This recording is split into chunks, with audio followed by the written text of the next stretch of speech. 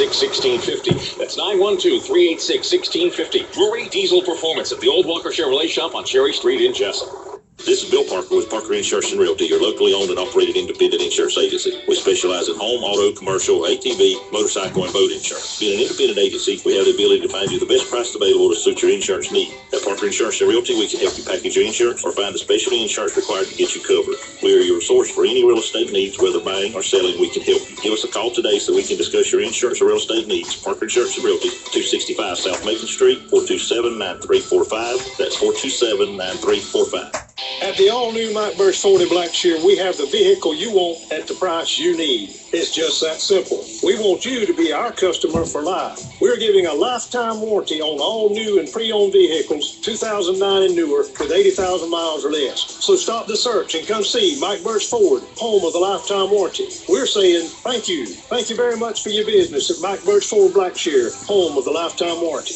At the all-new Mike Butch Ford, we work hard to exceed our customers' expectations every day in every department. We want to be your automobile dealer for life, so we're proud to offer at no cost to you a lifetime warranty on all eligible new and pre-owned vehicles. At Mike Butch Ford, the new home of the lifetime warranty, we want you to become part of our family, not just for today or tomorrow, but for a lifetime. So come see us in our new facility in Blackshear and ask about our lifetime warranty. You'll be glad you did. Are you thinking of selling your home or business? Hi, I'm Gloria, and as a realtor, I know that getting rid of the clutter in your home is one of the best ways to help sell your house quickly. At Jessup Premium Storage, our family-owned company provides a convenient and secure building for all of your storage needs. We now offer outdoor covered parking for that antique car, boat, or RV. Due to our recent expansion, we offer units that range in size from as small as a bedroom closet to as big as a one-car garage. All of our units are inside and climate controlled with 24-hour access and security. Our leases run month to month, so you're not locked into a long-term commitment, giving you the flexibility to move your belongings out the minute you purchase your new home. Stop by today or give us a call, 530-8003. That's 530-8003. Jessup Premium Storage. The cool, clean, and secure. All right, 3 minutes after 8 o'clock, you're listening to The Big Dog, WIFO-FM in Jessup, 105.5 on your FM dial. Good morning, Friday morning, 29th day of July. Butch Hubbard here with you on The Big Dog. Well, we're going to have another hot day today, high today of around 98 degrees, heat index of 105, high tomorrow of 98, and then on Sunday, it's going to be right around 98 degrees, but we do have a 30% chance of showers tomorrow and 40% on Sunday, so hopefully we'll get some showers. The Audible River levels at 2.7 feet and steady. It is now time for the world-famous Butch and Bob Show, brought to you by Mike Butch Ford in Blackshear, Jessup Premium Storage out in the Waycross Highway. Also brought to you by Parker Insurance and Realty on Macon Street in downtown Jessup, and by Drury Diesel at the intersection of 1st and Cherry Streets. Bob, guess we're going to be talking safety today, aren't we? I guess we got the man in, Luther Hires. Captain Luther Hires. Good morning, Captain. Good morning, sir. You're the only person I know of that walks around with their own publicity agent with them. Yeah, well, that's the only way we can document radio for our grant.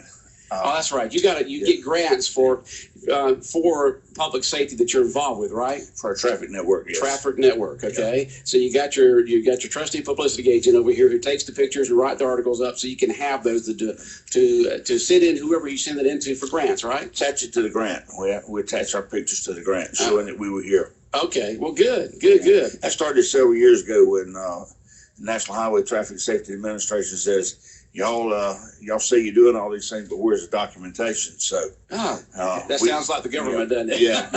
we go to the NHTSA conference in say South Carolina. We get in front of the South Carolina Highway Patrol booth to take all of our pictures, so we show that we were actually. So you were actually doing what you said you were doing. What we're doing. They don't believe you, huh? They have to see that, get documentation, right? Yeah, the federal government is. I know how they are, big time.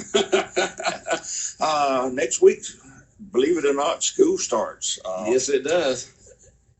Next week, school buses are going to be on the roads in Applin, Bacon, Jeff Davis, Pierce. Then the next day, the 2nd, they will be on the road in Long County.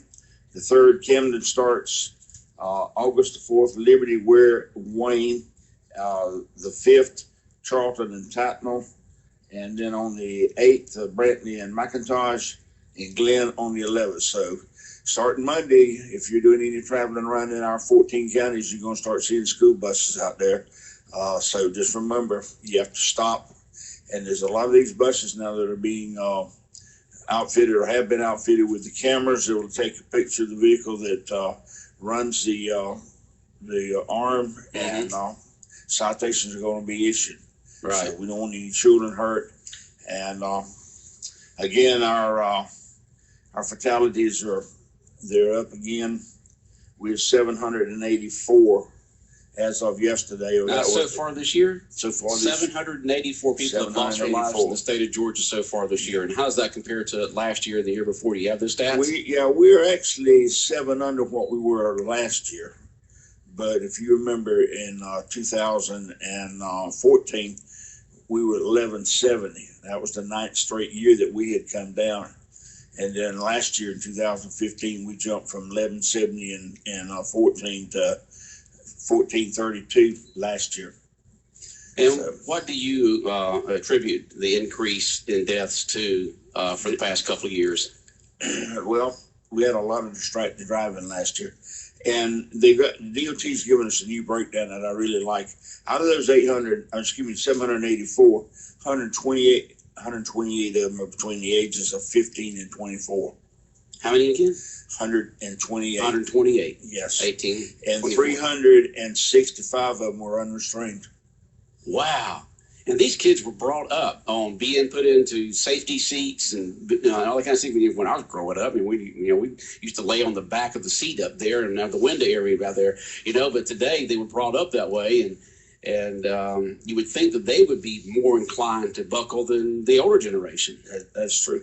You need to remind the public that no one, and that's no one, that includes adults, are permitted to text and drive. And that's one of the biggest things that we're seeing now. You see it all over when you look at cars beside you. They're just clicking away. I tell one of them, Sheriff saw a lady texting and driving, and he stopped her. And she said, no, sir, I was not texting and driving. He said, ma'am, I was sitting there watching you. I was not texting and driving. The sheriff says, ma'am, I was watching. She says, I was not texting and driving. I was on Facebook. She saw nothing wrong with being on Facebook. She saw nothing wrong with that distracted driving at all. What about the Pokemon Go thing these days? I mean, it's like a bunch of zombies out there with these things, people walking around trying to find whatever they're trying to find, either in the car or walking around. That's getting to be a problem also. Yeah. The safety on that is just, not only is it the folks in the cars, you can see them trying to do that, but you also see people walking around all kinds of areas not paying attention to what they're doing. We've had some robberies. People have gone to locations to get whatever it is they're trying to catch, and have been robbed. So they need to think about those things too. Right. So with that. So you say distracted driving is the probably the main reason why we've had an increase this year and last year? Yeah, out of these, let me see here. I know 784. 460 of them were lane departures. That means they left their lane and struck something. Right. They were distracted driving. They go over the lane. They hit something else. They go off the side of the road. Hit something. Run off the side of the road across the center line and hit another vehicle. Yeah, and we've emphasized this before. People just don't realize how far they can travel in just a second or two or three when they're texting. Well. Or on the phone at any time, Facebook, Pokemon, any type of distracted driving on that phone. Main thing is just put it down. Put it down. It can wait. Every time I get ready to pick one up to do, I said, no, it can wait, Butch. It can wait. I can try to remember that slogan. It can wait. And Bob and Jonathan was talking about the temperature today. It's going to be hot. Yesterday, the news thing that I saw where they rescued 2 dogs, and I want to say it was Powder Springs. And one of the officers actually had purchased his own thermal heat thing. It was like 130 some odd degrees in there. Mm-hmm. And they got the person out, and it was at a Home Depot. They carried the dog over to the garden area and washed it down and gave it some water and cooled it off. Right. But there were 2 there, and people said, well, we're just going to run in there for just a minute. Don't leave your pets in the car, and don't leave your children in the car. Even with the windows cracked. Even with the windows It cracked. still gets way too hot in there. I read something the other day where a dog, I don't know if it was one dog or two dogs, were basically rescued in a sense because these folks were breaking into this car to steal something. Yeah. And when they broke into it to steal something, the dogs come jumping out because it was so hot in there. So that helped them dogs. Well, if you see a dog or a child, call 911. I wouldn't go breaking a window out of somebody's. They didn't break into it. Yeah, They just break in to steal, yeah. But don't break in, right? Yeah, there's some people that say, well, break into the car if you see it. No, call 911 and let the law enforcement officer get there. But if it looks like the child is unconscious or something like that, then that would be a different story. Yeah. I remember when that happened when I was in one of the local markets here in town, and somebody came inside and told the manager that there was a dog and a toddler inside a vehicle out there, and the windows cracked, but it was still kind of hot. Okay, and so they called the police. The police got there, and the mom finally came up to the cash register and so forth, and they took her out there, and she started blessing out the manager of the store. She started blessing out the police for getting involved in their life. That it was her dog, her child. She could do what she wanted to. I mean, she was just letting them have it. I don't know how it ended. But it was amazing the fact that here it is, everybody's concerned about the safety of her kid and her dog except for her. I would, a good educated guess, it didn't end very well for her. I just got my vehicle and let the police handle that. Everybody was concerned about that situation except for her. I have a saying that I picked up from one of my network officers that I use about every month in my advanced traffic law class, and that is this: you can't fix stupid. I don't care what stupid says. You can't fix stupid, huh? Stupid is and stupid does. So you've got distracted driving. Anything else? Impaired driving, speeding. Well, we need to. Speed is a factor in some of these crises, but we need folks to remember if they get a prescription from the doctor, look at the label on it. If it says "Do not operate machinery or vehicles," then there's a reason for that. Or maybe it might say, do not operate one until you see how this drug is going to affect you. We've got a lot of DUIs now. We're picking up on it. We're training folks to recognize DUI drugs, which is the training is called drug recognition expert. Those guys are pretty good. But that's 80 hours in the classroom. And then they go out to, they carry them out to Arizona, and they have to go through the screenings out there, and so it's quite intense training to do that. But once they get it and they get back, they're pretty close on with it. So we got a lot of people out there that are actually violating the law that might not think they're violating the law by driving while they're on prescription drugs. It doesn't matter. Person's dead. Person's dead. Doesn't matter whether they want Oxycontin or Percodan or whatever it may be. Whatever. It doesn't matter. The person's dead. So, all right, Captain Luther Hires in here this morning, but also you have a guest in here that set up after you did, but y'all basically talking about the same thing. You got Carol Irwin here this morning. Good morning, Carol. And I'm not going to get into her. I was about to edge into hers, so I'm gonna let her talk about. Okay, you want to move the mic over there a little closer to you there? There you go. Just kind of move it that way. Good morning. Good morning. And you're involved with Safe Kids? Safe Kids. Is that here for Wayne County or this area or what? Safe Kids, Wayne County. Okay, yes, tell us about your situation and what you want to talk about this morning. Okay, well, I've been with Safe Kids now for about 8 years, but now I am actually the coordinator for Safe Kids. It's the lead agencies for Safe Kids are the Wayne County Sheriff's Office, John Carter, and Donnie Ray with the Wayne County EMA. Okay. And so they're my lead agencies, and I'm here because of them, or under them. Right. So I'm here today to talk about Sunday is National Heat Stroke Prevention Day, going back to what you were just talking about with the cars and children getting trapped in the cars. And so far this year, 2016, we've had 23 heat stroke deaths. Children died in the vehicles so far. Last year, I believe, for the whole year, there were 25 for the whole year, and we're only to July now. And we've already had 23 this year, with 25 the entire last year. Wow. Yes. Yeah. Man, that's sad. Yeah. So anyway, Safe Kids, it's not just people, Safe Kids, they think it's car seats, but there's a lot of more focus areas, this is one of them, the heat stroke. It's related to a car fatality. So the focus areas would be child passenger safety, bike and wheeled sports, pedestrian safety, water safety, fire safety, home safety, and sports safety. So, but anyway, today we'll go back to talking about the children getting trapped in cars. A car's temperature can raise, the inside temperature in the vehicle can raise in just 10 minutes. It can go up 20 degrees, that temperature inside. On a day when it's like 60 degrees outside, in the vehicle sat in the sun, it can be 110 inside the vehicle. Right. So there's some things that you can do to prevent these deaths. Sometimes what's been happening is the child has gained access to the vehicle when the parents distracted for just a little while, and the child will go outside and climb in the vehicle, and it doesn't take long. The vehicle they get locked in there for some reason or other and get trapped in there, and by the time they're found, it's too late.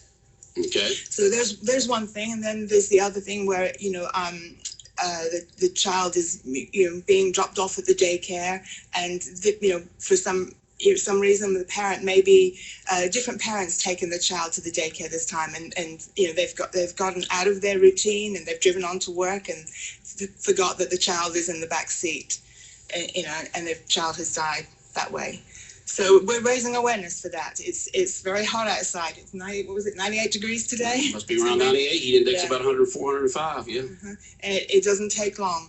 Not at all. So Sunday is once again what now? National Heat Stroke Prevention Day. Okay. Yes. All right. We just received in Captain Luther Hires a text from someone that says, I wish people would move over for United States Postal Service vehicles when they're serving boxes. So we must have a rural delivery person out there. Well, there's a statute that addresses that. Is our move over statute.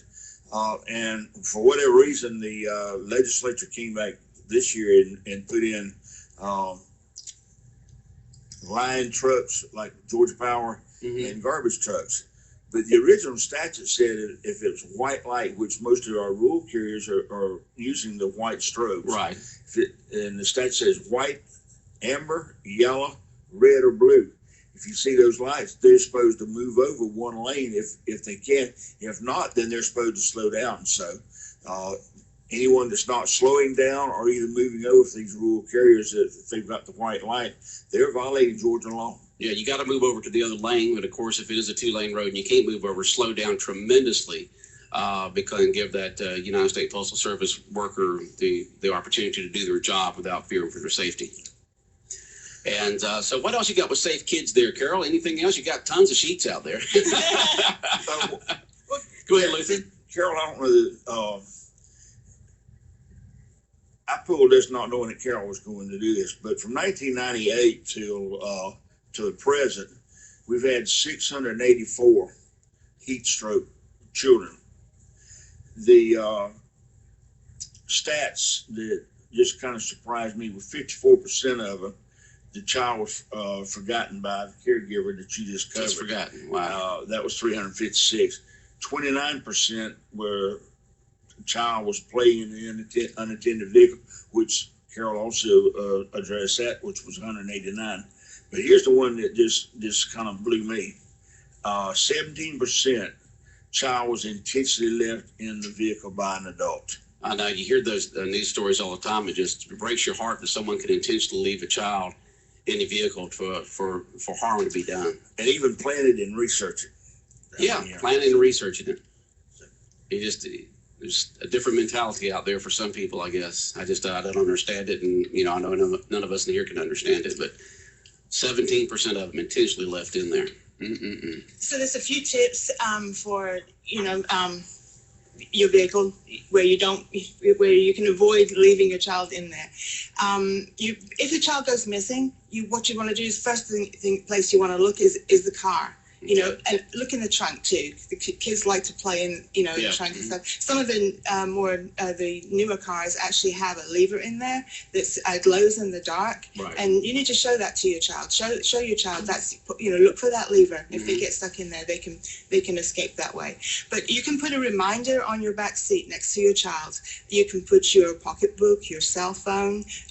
People have even suggested you can take off your shoe and put your shoe back there. You're going to need that. Yes, you are. You know, where did I leave that shoe? Yeah, we get busy. We get wrapped up in everyday things, and you know, we get so busy. We're always in a hurry. So if you put something back there that you're going to need at that next stop, you know, when then that will help, you know, remind you the child is back there. If you have a regular babysitter or daycare, and child leave babysitter or daycare, you know, if my child doesn't show up one day, you know, have an arrangement with them where the daycare will call and say, is your child sick? Are you going to bring them in? Those are a couple of things that you can do right there. If we get into a routine, and you know, people think that you know, they're a bad parent. How could they forget their own child? You know, but it happens to people. These things happen. Yeah, especially if you mentioned when people get out of the routine, if a different parent's taking them or something's happened, you know, they get out of the routine and, you know, they got the child. I mean, I've gone before with laundry and laundry bags in my back seat for 2 or 3 days, forgetting to drop them off with the cleaners. Yeah. You know? Yeah. Oh, yeah, it's back there, you know? Yeah. It's not something I normally do every day. Yeah. Well, people say for that, well, that's laundry. This is a child's life. But still those things, yes. Yeah, you meant to do it then, but you just forget it because it's out of your routine and it's in the back seat and your mind's on 5,000 other things.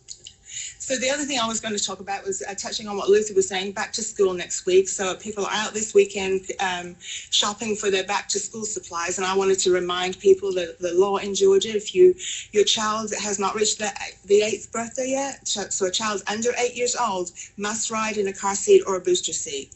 Booster seats, you know, they're not that expensive. You can pick up a booster seat for about $12 or $13 at Walmart. And so if you don't have your child a booster seat, then you put that on your shopping list for this weekend.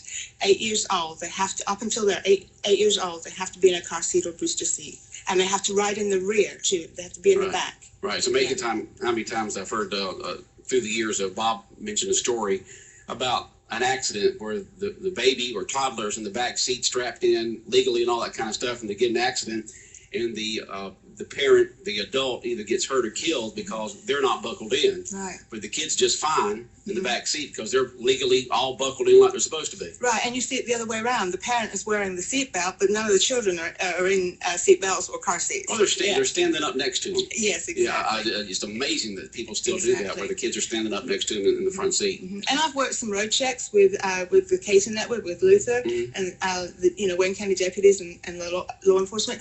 And when they pull a vehicle over, you very often see the child strapped into the car seat, but the car seat not actually attached to the vehicle. So what good is that? That makes that child, you know, a projectile with extra weight of the car seat. So in a crash, that the child is, you know, it's going to be ejected from the vehicle. I know for a lot of us parents and grandparents out there, we're thinking, well, we're just going across town, we're just taking them to the ballpark, you know, why go through all that trouble? But just a mile or two can make a big difference on that, because we're all guilty of that. We're just running down the road, we're running to here, we're running to grandma's, we're running to the ballpark, and the next thing you know, something happens. And that's where we're all guilty of that. Yeah, and that's where most of your accidents are going to happen, within 25 miles of your own home. That's where most of the vehicle accidents are going to occur. Oh, crashes, not accidents. Sorry. Reprogram you. Crashes, not accidents. Yeah, Luther. Right after Georgia got the child safety seat law, if you remember, Butch, we had a fatal crash just below the radio station where the mother was a fatality, and the child strapped in the seat properly. The seat was properly in the vehicle, survived, didn't have a scratch on it. Yeah. Well, as we all know, that today's vehicles are made to collapse in and protect the passengers and so forth. So if if you're buckled in, most vehicles today have the airbags in them. You increase your chances tremendously of surviving a car crash if you're buckled in. Just remember that airbag is a supplemental restraint system. It is not in lieu of the seatbelt. Yeah. So if you're going 60 miles an hour and you stop, all of a sudden the body continues forward at 60 miles an hour, that airbag comes towards you at about 150. Yeah, so it's quite an impact. But at least it may hurt, but at least it protects you. And that's another reason children should ride in the back until they reach their 13th birthday, or they're 4'9" tall. Because when, like with seatbelts, they're designed to fit adults. The booster seat will lift that child up and make that seatbelt fit correctly. And then when the airbag, if the child is sitting up front and the airbag deploys, and where it's designed to hit an adult in the chest and hold them back up against the seat, right? If this child is there, that's going to hit them in the face and knock their head back, and they'll get a neck or spine injury, which can be serious. So that's why children should be riding in the back or the rear of the vehicle. Okay. Bob, questions, comments from Carol or the captain, Luther Howard this morning? I'm just curious, Luther, what do you think the solution is going to be with all these distracted drivers? And what's going to be the solution? How about on what CDC going to do? We've got to find one. It happens every day in Wayne County. You're driving down the road and you're weaving in your lane and you know exactly what they're doing. But what's the solution? No phones in the cars. I mean, I don't know if you. Well, you know, with the technology, when does it get to a point where they have to take some type of action? Well, I think we're there. I mean, when you've got fatalities like this, we're on it on an average. If we keep going like we're going the first 6 months, our fatality count's going to be over 1,300 again this year. Are people being ticketed for texting and in driving? some jurisdictions they are. And what's the fine? Do you know what the fine is? It varies from different jurisdictions, but we had one officer that actually was in my class, and he said, "Hey, I'm citing him," and he went and sit down with his judge. He said, "Look, a telephone number with the area code is 10 digits, and he'll sit there and watch them, and he'll count those thumb movements or whatever they're doing, and when they get to 12, I had a bad day." Well, I was dialing a number. And the officer would say to me, "What are you calling China? Because you push the buttons 12 times. There are only 10 digits required for a phone number, so it's there." Our judicial system has got to get on board and help us with these things when the officers make good cases, and do something with it. I mean, what's important now is saving lives, and what we need to understand is the next one that crosses the center line to put an LOL or whatever, something in there, or text in there, the next one might be you, or it might be your wife, your child, your grandchild. We've got to get serious about this, and it's. I was pulling out from the radio station yesterday, and the person on a bicycle was coming by, and he was going against the traffic. Which, you're not supposed to on a bicycle. You're supposed to be going with the traffic. But I don't know, these days with distracted driving, I don't know if I'd want my back to cars, I know that's legal, you're supposed to do that. Even coming at you, at least you can see them, you might have a chance to get away with it, but you're back to them. But it's something we're all guilty of. We just need to be conscious of it. And every time I try to pick it up, I got to think it can wait, because I'm just as guilty as anybody else. When I pick up, it's just a quick text message, but you got to put that thing back down and think it can wait. And people think you can send text messages. I'm just sitting at the traffic light, but you can't. If you, I saw that yesterday. Some lady was there just going at it at the traffic light, and which I've been guilty of too. If you're under 18, you can't use your cell phone. I'm not admitting to anything with it. If you're under 18, there's a cell phone ban. So someone under 18 cannot be using their cell phone whatsoever at all. At all, any type of way. 18 or below 18. Below 18, right? Yeah. I think NHTSA has got to get on board with us, and NHTSA, National Highway Traffic Safety. Oh, okay. And the feds with some of the requirements of the vehicles. I have a new GPS for the two trucks. And if you're moving, you cannot adjust it anyway. You have to be stopped to change or do anything to it. And I think that's what we're gonna need is something that will ban or keep somebody from being able to use a cell phone, texting wise. Still we can. Adults in some places have to have hands free, but let's face it. Even talking on the phone can be a distraction. Well, in addition to that, they're putting these computers in cars now with these big screens up there. I would say big screens, 3, 4, 5 inches, somewhere along there, some 6. And so many people can do things on them. You see them leaning down there and they're punching, going stuff like that, trying to look like GPS, or they're trying to look something up on their, the computer on it and stuff like that. And that's also distracting. So I don't know when it's going to get to the point where the government's just going to say, hey, we've got just way too much distractions inside these vehicles. There are some states that are just say, hey, we've got too much in there. Florida's one of them. Do not cross that Florida line and start messing with a GPS on the dash. Don't do anything on that dash. If they see you, that's a fine. Yeah. And like you said, perhaps maybe you'll get to the point where if the car is in drive, that it completely disables that where you can't change it from one screen to another. The GPS can still be going and tell you where you're going, but you can't adjust anything. Maybe it'll get to that point one day. I don't know. But it's a shame that distracted driving is taking so many lives, where for so many years there, the fatalities were going down, and now we see in the last couple of years are starting to go back up. 9 straight years in the state of Georgia, we went down. Mm-hmm.